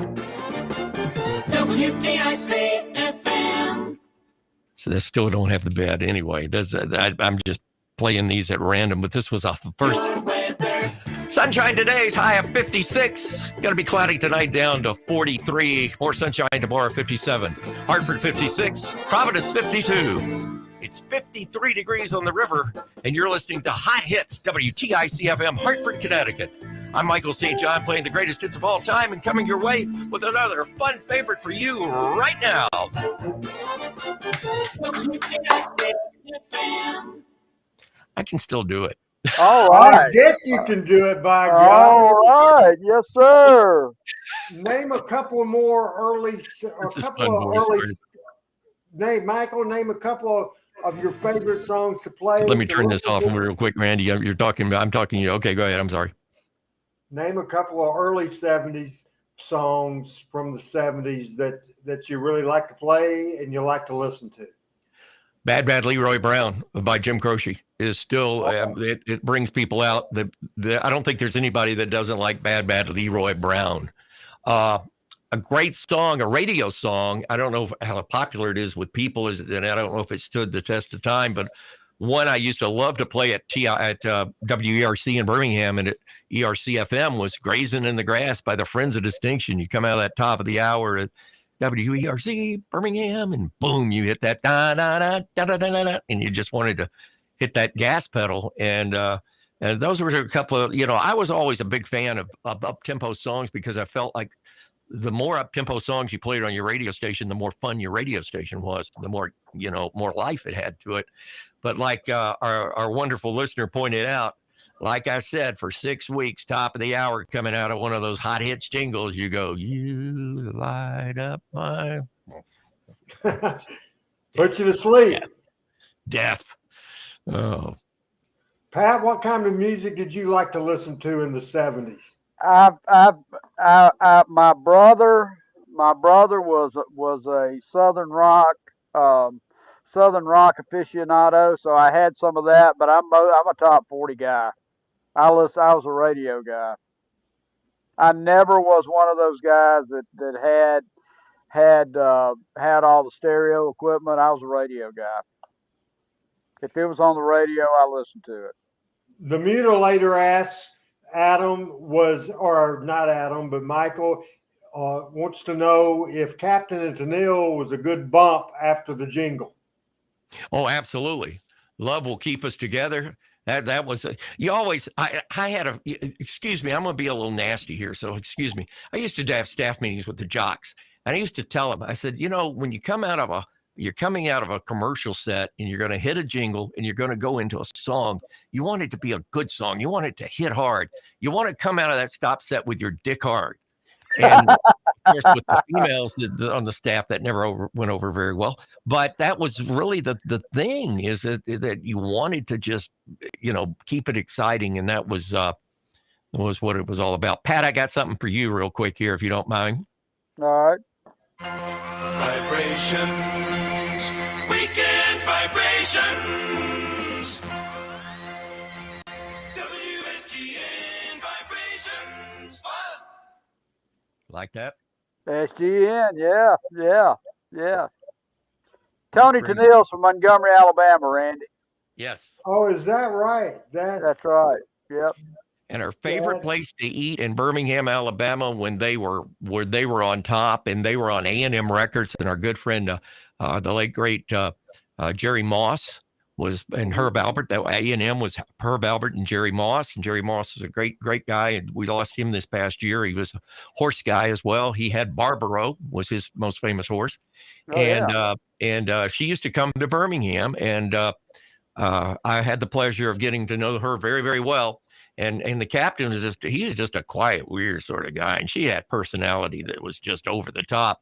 But her favorite place to eat was Geeka's down the street.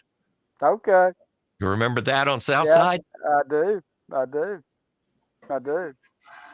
Assignment for next week's show, and this is going to be hard, and I'll do it myself, and whatever additional panel members we have, I will certainly give them the exercise as well.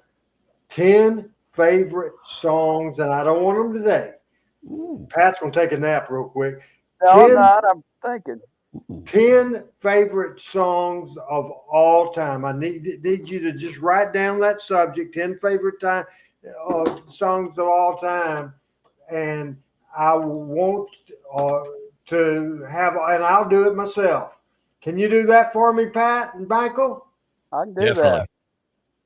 That'll be fun. Copyright wise, we can't really get away with playing these songs because we're on YouTube, and YouTube will get us in a heartbeat. But still, that'll be fun. And this is just a fascinating subject, and we're going to get into wrestling. But let's put final touches on this. Pat, your final comments about 70s music and our subject today about radio and music. Well, you and I talked earlier. It's kind of fun to remember, and I've sat in here trying to kind of scroll through the kind of top hits of the 70s. And, like any decade, 10 years is a long time, and it's a long time in music. The 70s, you had kind of Rhinestone Cowboy was one of the greatest hits of the 1970s. Also YMCA by the Village People. So two ends of a spectrum there. And a decade is a long time in music, and music moves around for sure. Michael, final thoughts about this subject. Well, again, you hit a hot button with me, and I appreciate you, letting me play a little bit on the show tonight, because it is a hot button. But I think what Pat just said, I think is tantamount to what the music is. And music is so different today than it was then. But again, going back to the thing I said earlier in the show, back then it was record producers and record labels and people that were kind to the artist and creating artists and putting butts in the seats. Now the music business is lawyers and bankers. And again, it's not something that we 56 HBQ. Oh, I love it. There's one for you. But it's not something that, we look back on it fondly. But I don't think that the music world, when I listen to current music today, and there's some very talented people out there, don't get me wrong, the country spectrum, but when I listen to music today, I think about people like our age now, that we go back and we like a like Pat was saying, Rhinestone Cowboy, or we go back and we like Bad Bad Leroy Brown, or Love Will Keep Us Together. And we remember that and we play it fondly. You know, how many people our age, when they get there, are going to go back and pleasantly remember Lizzo or Gangsta's Paradise? I mean, Nope. It ain't going to happen. No, it's unfortunate we grew up when we grew up. Interesting subject, and we'll continue that next week. And now we're going to go with the video and then conversation afterwards. And this is the weirdest story I think that one of the weirdest things that ever happened. I'm going to explain it. Ron Fuller started Southeastern Championship Wrestling in Knoxville in 1974. Then in 1979, he bought out the Fields promotion, Gulf Coast Wrestling, in Dothan and Mobile in Alabama and Pensacola, Florida. Later on, he took over Birmingham. So he was running, his goal was to run 2 territories. So he had the Knoxville territory first, then he was opening up Southeastern on the Birmingham side or on the Dothan side. So he wanted to be down there when that happened, to lead it off as the booker. In the meantime, Robert Fuller, due to a request from his dad, of course, Buddy Fuller, partners with Jerry Jarrett, was booking Memphis. So nobody was looking over Knoxville. Nobody was looking after Knoxville. So Ron made the mistake of hiring Bob Roop as his booker. And then in 1979, that company had 5 years of great run. So then Bob Roop instigated himself, the great Mephisto, Bob Orton Jr., Ronnie Garvin, and Ron Wright, and they all left and started their own stuff.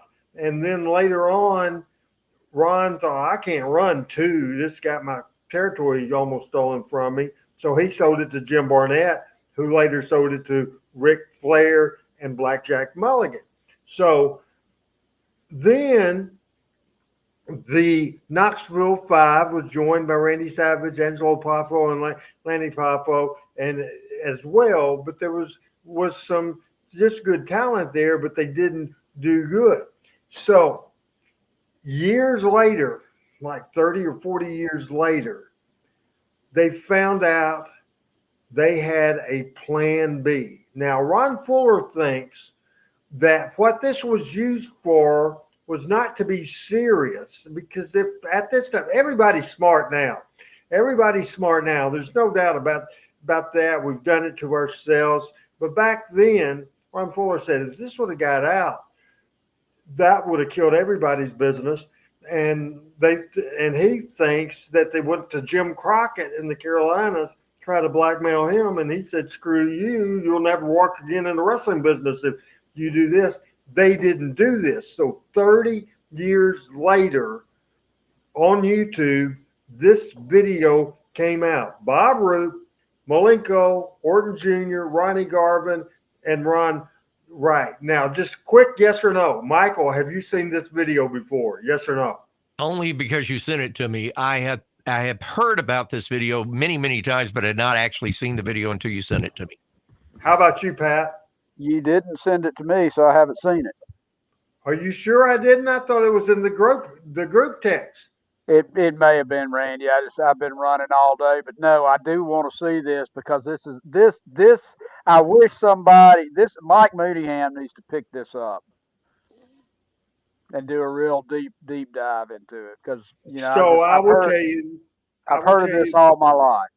This is a 30-year-old plus video, or it's from more than that. It was 1980 when this video was made. The quality of the video as far as production is terrible.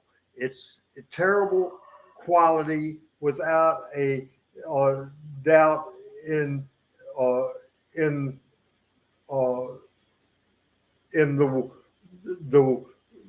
the world. And Michael, I'll answer the question of the questions when we get, especially long-winded answers and subject. We don't do a very good job dealing with the listeners. Adam does a good job of putting it up on the screen. We want to watch that video right now.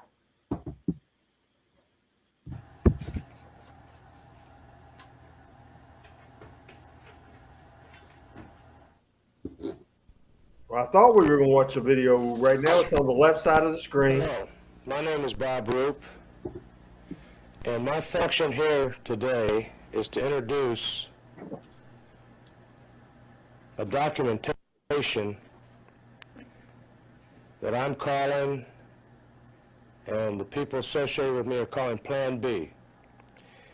And there's a lot of people out there that might recognize me, and those people would be called wrestling fans. The greatest majority of you won't recognize me because you're not wrestling fans. In truth, my occupation is that of a professional wrestler. My purpose here today is to tell you about professional wrestling.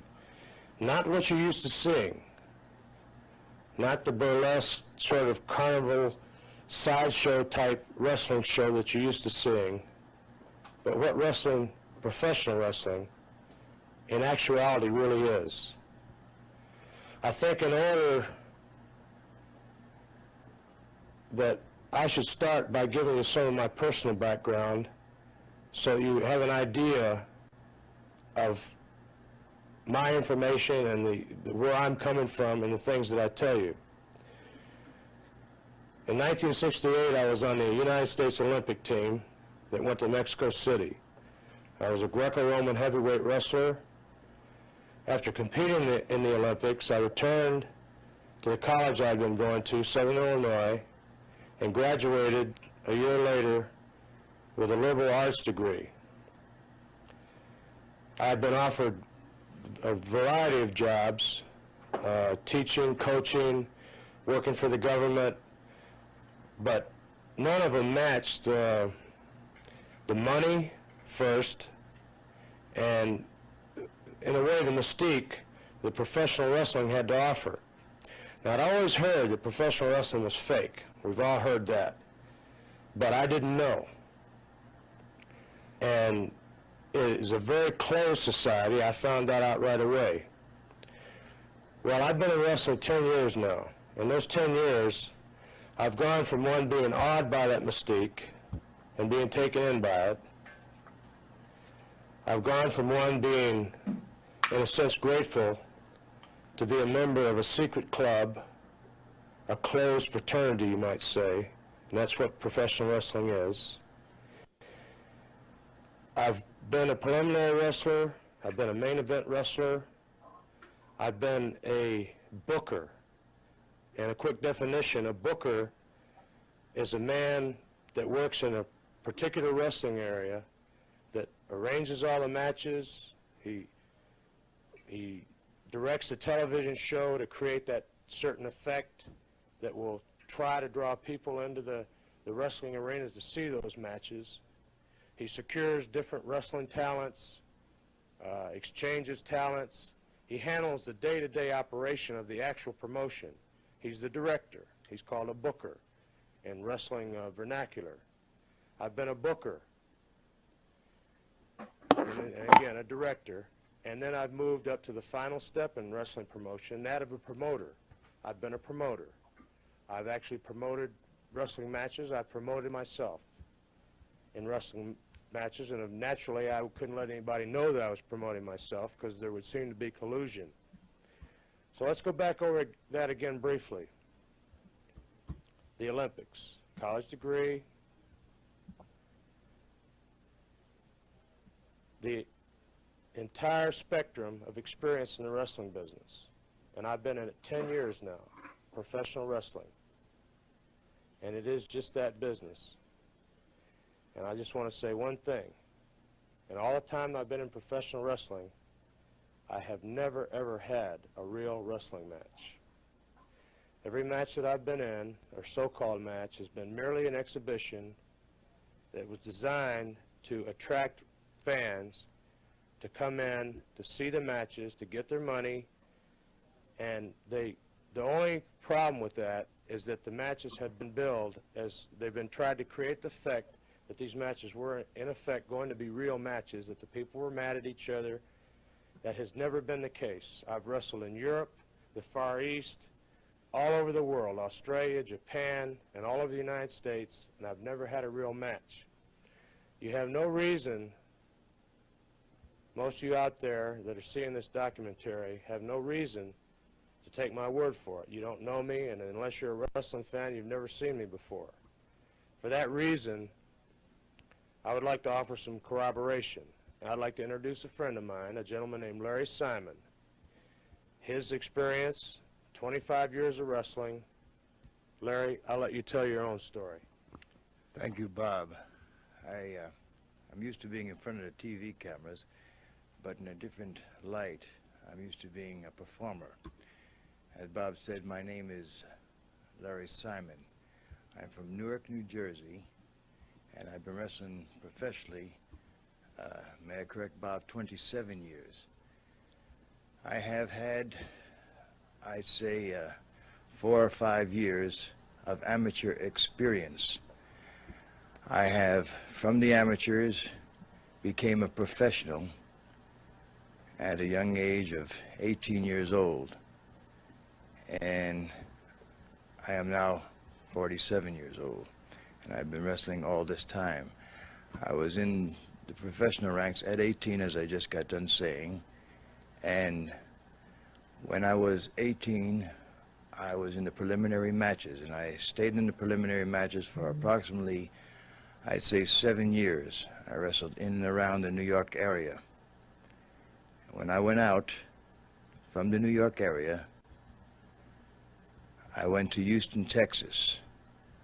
I then took on a so-called gimmick or an image as a Russian, and my name was changed to the Great Malenko, and I have been wrestling for the last 20 years as the Great Malenko. I have been what they call on top of the ladder. On top is a vernacular we use in our business. For 20 years, I have wrestled all over the country. I have been on top in Florida, the Carolinas, the Tennessee area, Nebraska, Texas, and my trademark through the years, people that have been watching wrestling, people that have followed wrestling, have known me as a person that stands in that camera each week with his eye cocked like this. And this is my shtick, this is my gimmick. I would say something in reference to this. My voice would change. I would accumulate an accent as I'm talking to you here and now. I am 230 pounds of mind and muscular coordination that is unbeatable. This is something that I am an expertise at.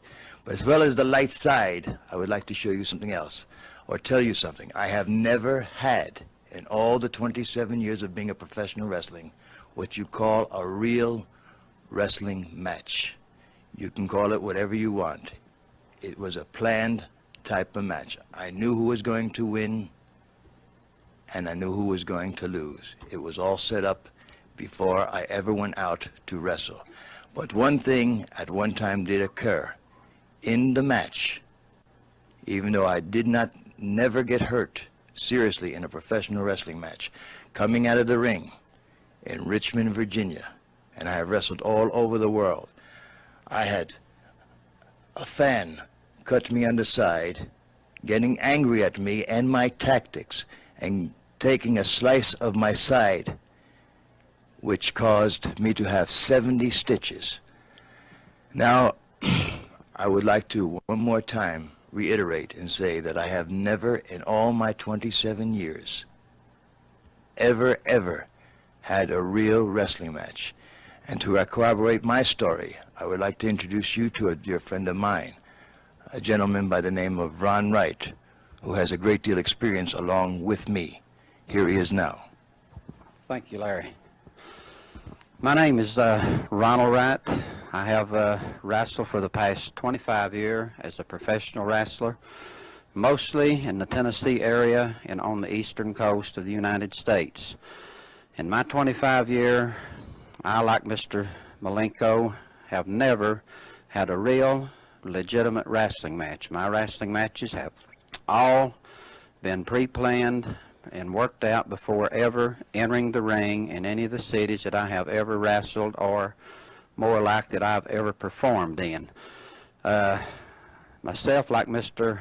Malenko, the only real fights that I have ever had in professional wrestling in 25 years has come from the spectators.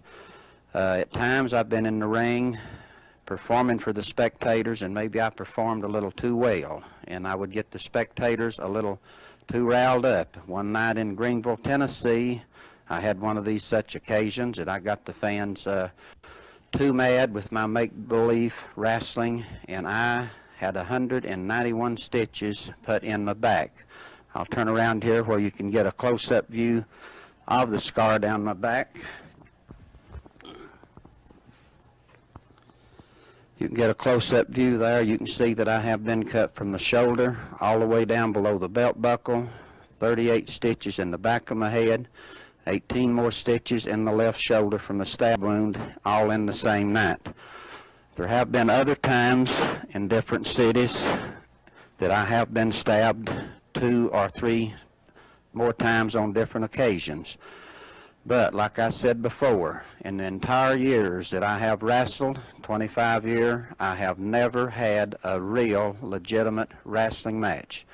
They were always pre-planned, pre-arranged by the wrestling booker that we call him, or the promoters in every city that I have ever wrestled. And to back my story up, I would like to bring another man out here that's been well known all over the United States, and bring him on the set and introduce him. This is Ronnie Garvin. Well, thank you, Ron. Ron and I had many fights. None of them real, of course, because he's a great friend of mine. So is Professor Malenko, so is Bob Roop. Especially Professor Malenko and I, we go quite a few years. I've been in wrestling 18 years. I've known him at least 10 or 12 years. Professor Malenko and I, we had some great matches that people believe. Even at times I was almost believing him. That's how great of an actor I consider myself. So is Professor. I respect his talent as an actor, as a performer. I'm from Montreal, and I was brought up in the streets, fighting with baseball bats, chains, and wrestling, professional wrestling to me was really something that I looked up to when I was a kid. And I wanted to become a professional wrestler. And I did. And I was kind of disappointed. In a way not, because money was good. I made good money. I've been a top wrestler for the past 10 years. And especially in part of Tennessee, around Knoxville area, I'm known as a one-man gang. People really believe in me. Well, I can fight, but in all my wrestling career, I have yet to have a real wrestling match. All my matches have been arranged. I went out in the ring and used chairs and gimmicks that wrestlers call, and I'm good at it because I convince the people. People think I'm a maniac. Actually, I'm not. I'm a great actor, just like a movie actor that can make you cry.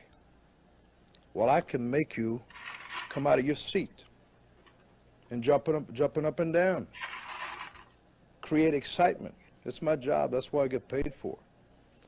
And actually, I'm a calm person. And when I make interviews, I go crazy. My eyes, my facial expression change. This is what I do. And people do believe me. And like I said, I have yet to have a real wrestling match. And I've got many friends.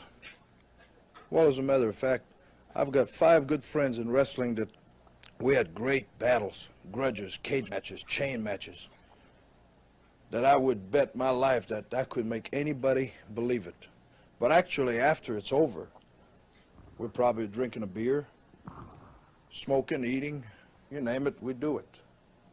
Loving together, parties. That's the way of life in wrestling. Now I've got a good friend of mine. I've got great respect for him. He's a great performer. I love to work with him. The word work means wrestle, because actually we work together. I want to introduce you to him. His name is Bob Orton, Jr. Hey, Ron, I appreciate the introduction. They didn't save the best for last, believe me. They saved the youngest for last, because these are honest people, and the youngest should go last. But ladies and gentlemen, I would like to tell you this. I started going to the wrestling matches at the age of 5 years old, and I believed everything I seen. I mean, when people got thrown out of the ring and got split open and the blood flew, hey, I believed it, and yes, I become excited. But then one night, I seen a man in the middle of a wrestling ring, and another man named Fred Blassie looked like he was ripping his eyes out of his head. And I broke down into tears, and I actually went into hysterics. I was hard to control. You know who that man was? My father, Bob Orton Sr. And that night home in the car, when I was 8 years old, I'm still crying. I'm wondering how Dad can see while he's driving down the road. Well, Dad told me, Bob, there's nothing to worry about. Everything that goes on in a wrestling ring is a fabrication. It's something that you do to make wrestling fans believe this, of course, the father what you're doing is real, but in of Randy actuality, it's Orton. not. And yes, from that point, I grew into a teenager, and I become very interested in wrestling. And I become an amateur wrestler. And no, I was not a Bob Roop. I didn't go to the Olympics. I was not a national champion, but I was a 3-time state champion in 3 different states, and I was an All-American. And then, lo and behold, I broke into the pros. And I'll tell you something, ladies and gentlemen. Since the time I started professional wrestling, I'm 29 now. I started pro wrestling when I was 21. I have never had a real wrestling match. And you can look at it as good or bad, whatever, but what I'm saying right now is that when you see professional wrestling, the winner and the loser is determined. The worst any wrestler that I know has ever been hurt in the ring, broken arm, broken leg, is an accident. And of course, we've already seen Professor Malenko, Ron Wright, out here showing the scars where an occasional hot-tempered audience may use a knife, slice a man, throw a rock at a man's head, or whatever. But what I'm going to do right now is I've told my story. I've told you the truth. We're honest people. I'm going to give us back to Bob Roop, because he is the man. Ladies and gentlemen, those of you watching this, what you're seeing is historic in a sense because of the fact that nobody's ever had the courage and in a sense the dignity to come out here and say the things they've been saying. We've all been conditioned to protect the wrestling industry because it is big business. It's $1 billion business. They only report about 330 million of it a year. 3rd largest spectator sport. But it is big business, and we've been conditioned Michael St. John asking in the producer to notes, protect it, even Bob though Roop it is a is fraud. still alive, but I understand he started a Well, podcast. I have this not is listened just to the it. outline. This is the first part of a mini-series that we have planned. And in later segments, we're going to talk about, the second question I was ever asked after Is Wrestling Fake was, where does the blood come from? We're going to do a whole segment on where does the blood come from. We're going to show you exactly where it comes from. We're going to demonstrate terms of the wrestling business, how the actual manipulations work. That's going to be another segment. We're going to do a segment about the money. Like I just said, $1 billion a year earned and only 330 million reported. Huh. The IRS is surprised about that, I imagine. We're going to talk about legal prostitution. Great big muscular wrestlers being in effect just prostitutes. Prostitutes with muscles, we'll call that segment. We're going to talk about the monopoly of the wrestling business. It's a monopoly, and we're going to talk about the political connections that enable it to stay a monopoly. We're going to talk about the impact of homosexuality on the wrestling business. We're going to talk about drug abuse in the wrestling business, and it's prevalent, believe me. We're going to talk about the federal laws that are being broken knowingly with the cooperation of federal authorities. We're going to talk about the destructive nature of pro wrestling upon the human being over a long-term basis. We're going to talk about the fear and loathing of the promoters against any attempts to unionize. Wrestlers have no protection. Management is organized and labor isn't. The wrestlers themselves have no benefits at all. No pension plan, no health insurance, no life insurance, no retirement plan, no protection for their families, nothing. And the promoters do. That's not only illegal, it's immoral. And the last but not least, we're going to get into the personal effect, talking about wrestlers, their particular gimmicks. For you wrestling fans, this is going to be real interesting because we're going to talk about some of your favorites and your not so favorites. And we're going to tell you what they're doing and how they're doing it. And they're not going to be favorites or unfavorites any longer. The one thing that I would like to say at this point, and apparently that video is over, as Bob Roop was listing different subjects. And I think at one time when he was talking about homosexuality in wrestling with promoters, I think he was referring to the late Jim Barnett. They were talking about many different subjects that they were going to do in that series. As far as anything, any research I've ever done, there was just one video aired. They never did the series. We'll start with Pat as we'll run a little late, but because I want to do this justice. I think that's horrifying. I wonder what would happen if it would have went public back in the day. I don't think it was the intention to go public. It was to get money, blackmail the promoters. Your initial thoughts seeing it for the first time, Pat Trammell? Number one, I want to know if that was, part of a territory fight, or these guys just decided to hold up the NWA. And I'm surprised they didn't all have unfortunate car accidents. Obviously, it was a promotional war with the Knoxville Five and Ron Fuller. Ron Fuller sold the company to Jim Barnett and Fred Ward in Georgia, who sold the territory to Blackjack Mulligan and who's the other guy? Ric Flair. Now, I remember that. Ric Flair. So it was a part of a promotional war that they went opposition, those five, to Ron Fuller. Ron Fuller said, "This is going to kill the territory. I'm going to get the hell out of here," and sold it and got out and went back to Birmingham and concentrated on that where he could pay attention to. It's just, is it not the craziest thing you've ever seen? I'd like to talk to Ron. I'd like to have Ron on here and ask him about it, which he would do, I think. But how did those guys ever get another match the rest of their careers? Of course, I guess nobody saw it except maybe a limited amount of people. Maybe Jim Crockett. That's the word that I heard, that he sent it to Jim Crockett, and Jim Crockett said, "F you, you're not getting no money. Just go ahead and expose it and you'll never get it." And he told him, said, "You'll never work in this business again." Obviously, Ron Garvin was a future NWA world champion. Bob Orton Jr. was in the main event of the very first WrestleMania. Am I correct on that, Michael?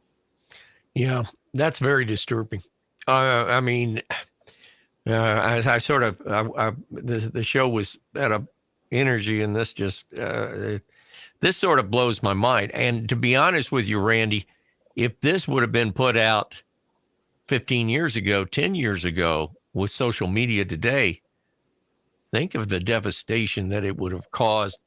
But the business had already been exposed, so maybe at that point it's a moot point. But Yeah, this is very. I'm surprised, and I'll echo what Pat said. I'm surprised Sam Munchnick didn't get a call on this one, and some of the boys from Jersey City didn't come down and like let people know where the right stance on this thing was. Hey, go ahead and say what you're thinking, and I'll go ahead and say it. I'm surprised. Certainly, somebody didn't kill all 5 of them. No, that's exactly what we're saying. I am too. And had this been widespread and known more so than I think it was, maybe, and like you said, I think it makes sense that it probably was an opportunity for these guys to do some kind of illegal under the table what extortion, and it's an extortion tape is what it is, and it got blown up, and they didn't, nothing ever happened until it came out 8 or 9, 10 years ago, whatever. It's just mortifying to me that and just knowing the stories we have heard about this business for so long, and knowing in fact that there have been Cosa Nostra involved in this business almost since the inception in 48. I'm shocked to see it today that these guys can live to tell about it. Yeah, it's the dadgummist thing. To reply to a comment, and I know we had a fun show today, and I had a blast with it because we were out. It was not normal. We spent a lot of time on football. We have to get the last thing we're going to do is pick the winner of the national championship game in a few minutes, but we had fun with that. We had a blast with radio and had a blast with music. That was great too. But the number one thing about this show, to me, as the creator of this show, that I think we need to do is to educate the people, to smarten the people up as far as the way it really was in the wrestling business, because we didn't make that call. We weren't the first person in the world to do a insider wrestling thing, but we want our Team Hales, all our listeners, to get a perspective of the wrestling business. This story just fascinates me. It makes me hot as well. It's absolutely crazy, but I think it's my responsibility as we cover wrestling, not just in Memphis, but all over the world. I think it's our responsibility to discuss this and just think, if it would have come out in the Memphis territory, in the Atlanta territory, in the Florida territory, even in the Knoxville territory and Ron Fuller's Southeast and Dothan, all these territories, the Crockett territory as well, Bill Watts, Mid-South Wrestling, because there was always entertainment in New York. I'm not even saying, because obviously that didn't hurt them when Vince McMahon exposed himself to the Athletic Commission. But what would have happened in the peak years of the 80s? That was the Reagan era. He just taken over as president, and things in the United States, economy-wise, had boomed, and the wrestling business boomed. If that would have got out on national media, Pat, what do you think that would have done to the wrestling business? Well, I think it would have hastened the end of the territory system, and kind of probably may have weakened WWE so much we never may have seen this was pre-satellite TV. This was pre-nationwide wrestling. It was pre-TBS. I mean, it may have just withered the territories away. What do you think, Michael? I dare say I don't think this was probably the first attempt at this kind of thing in the history of the wrestling business. I think everything else was probably squashed and pushed under the rug. I sort of wish, and Randy, you do such a fabulous job of putting this show together. I sort of wish that we will come back to this video and do a whole show about the exposés, if you would, of wrestling before kayfabe went away. Because I know this is prime example, but there was more of it going on and every time that somebody would come into a territory and tried, I know when, and then I just, because of my involvement with both sides of the fence with the Poffos and and Nick Goulas, that when the Poffos started running opposition to Nick, that was right at the point he sold off the rest of the territory to quote unquote Buddy Fuller, which was in fact Jerry Jarrett, that there was some of this going on between the two, the threats of, either you do this for me or we're going to expose you or we're going to go to the newspaper. That's how Sam Munchnick got control of professional wrestling, for God's sakes. Because he made the threats. He made the threats. So I think this is a great show. This is a great, I think you sort of opened up a Pandora's box, which is good, because I think it leads to a great show in the future for us here on Talking Memphis Wrestling, because it's right down the lines of what you were just explaining. Pat, as we wrap things up, final words about the show today and thoughts for 2024 for yourself. Well, we've bounced around a good bit today and touched on a lot of interesting topics. I mean, I don't have any great plans other than 2024, but to put one foot in front of the other. One thing I really hope is I'm here with my friends this time next year on Tuesday nights, because it's a special part of my day, and you guys, all our friends, are a special part of my life, and I appreciate it.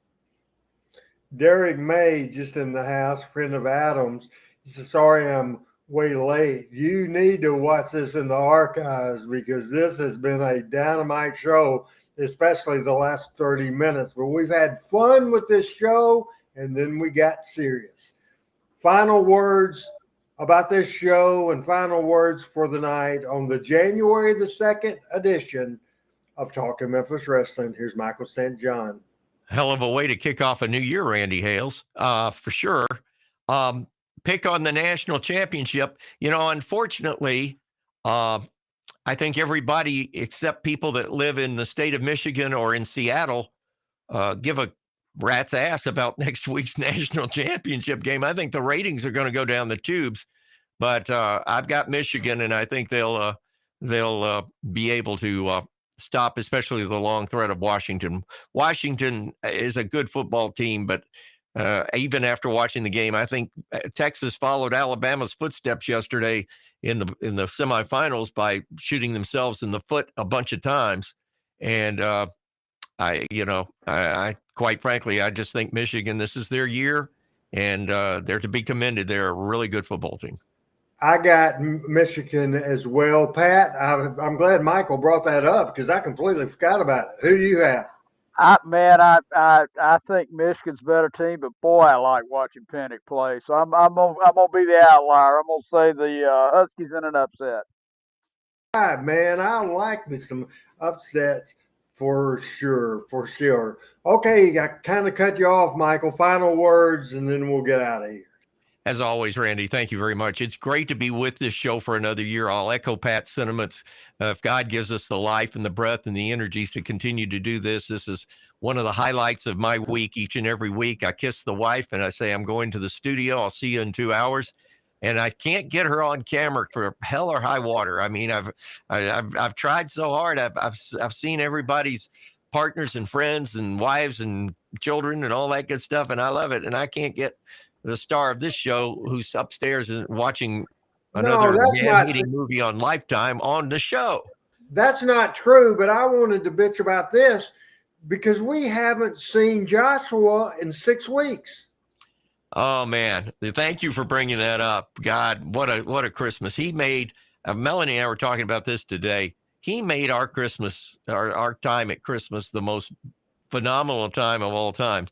And I think I may have made you aware last week. And if I didn't, if I repeat myself, I will repeat myself. But we got a big Christmas gift actually on the 23rd, in that Papa and Mimi are going to be Papa and Mimi for a second time.